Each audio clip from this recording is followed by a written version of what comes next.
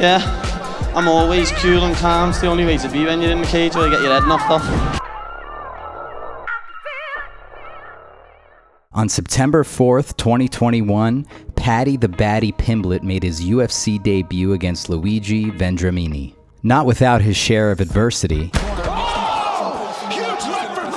Paddy was able to weather an early storm in the UFC Apex and secure a knockout in the first round. Mike, he's a fighter. Look at that. Get right. Oh, he's a fighter. Oh, my goodness. He's on the ropes. He is a fighter, boy. On March 19th, 2022, the UFC returned to London's legendary O2 Arena, where Paddy was again tested against veteran Rodrigo Vargas. Here, Paddy was able to showcase his core competencies, judo throws and back-taking, in front of a sold-out hometown crowd.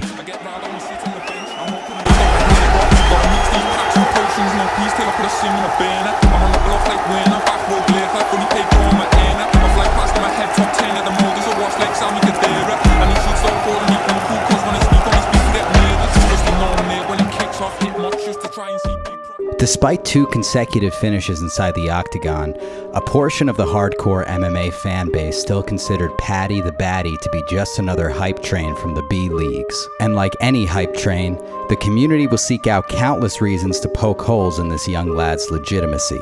One of the more hilarious talking points was the amount of weight Paddy gained between fights. It's been documented that Paddy blows up to 200 plus pounds before training camp, and for a 155 pounder, that's a lot. And his choice of fine American dining sure as hell won't help. Hold up, she keep calling me babe, I said that's not my name. $1 million, million followers, ho, that's not the same. And I just washed off that chicken, baby, that's not cocaine. Shit so high you get 200, you can get like 4 things. Yeah, it's the G Gorilla, Prince, they with banana. I fuck with Sean, then he run the D like Gary Sander. Paddy Pimblett? That motherfucker gets fat quick. I hear that. Face is all round. I hear that. That motherfucker gets fat quick.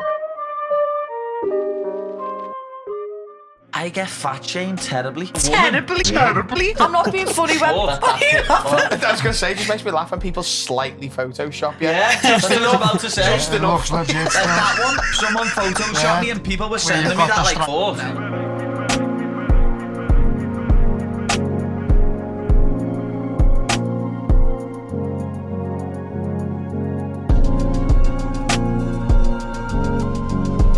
$56.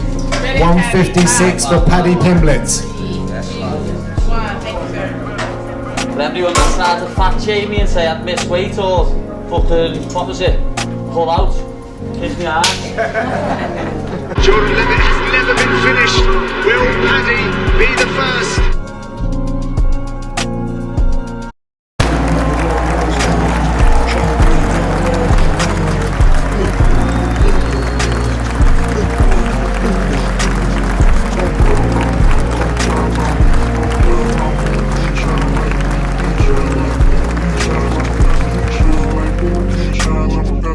It's hard to imagine the satisfaction of proving your doubters wrong inside the cage, even if it was silly fat jokes. But on this night in July, there was a particular weight that Paddy could not shed before fight night. Paddy unfortunately lost 2 family friends prior to his fight with Jordan Levitt.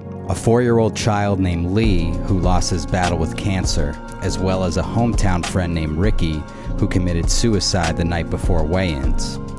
Paddy did not reveal any of this to the public until his post-fight interview with the great Michael Bisping.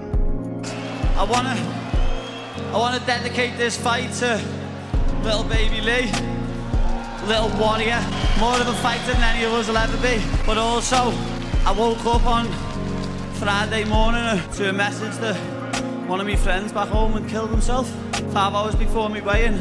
So Ricky, lad, that's for you. There's a stigma in this world that men can't talk.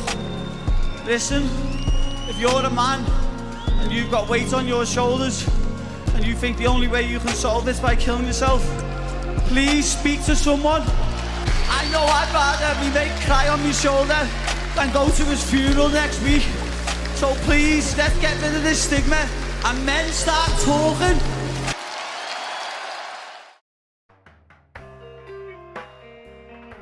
The vast majority of wealth is owned by men, the vast majority of capital is owned by men. Women do more unpaid labour. Very tiny proportion of men, and a huge proportion of people who are seriously disaffected are men. Most people in prison are men.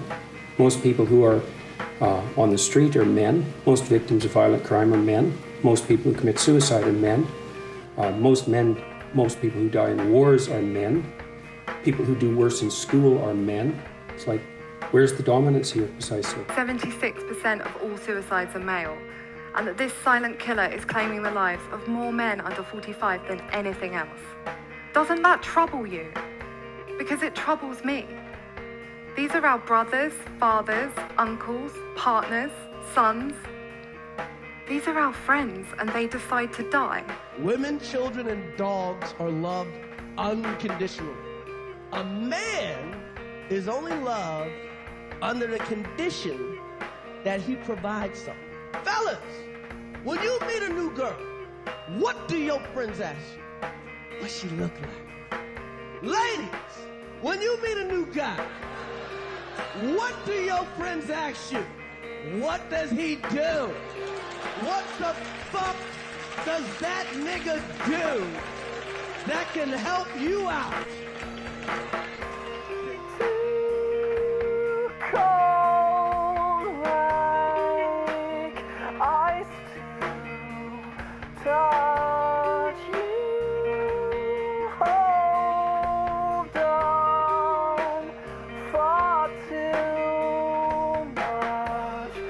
With all the atrocities plaguing our postmodern society, it's safe to say we're in need of strong-minded individuals now more than ever, and suicide prevention should be a baseline goal, especially when it disproportionately affects young and capable men.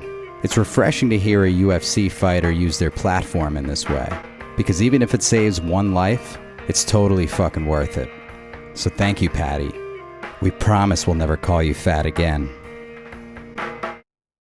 I know how hard it is to get through stuff like that, and as I say, that's why we need to talk more. Men need to talk. This ain't the down, it's the upbeat, make it complete. So what's the story? Guaranteed accuracy, enhanced CD. So let's put on our classics and we'll have a little dance, shall we? No sales pitch, no media hype, no hydro, it's nice and right. I speak in communications in bold type. This ain't your archetypal street sound.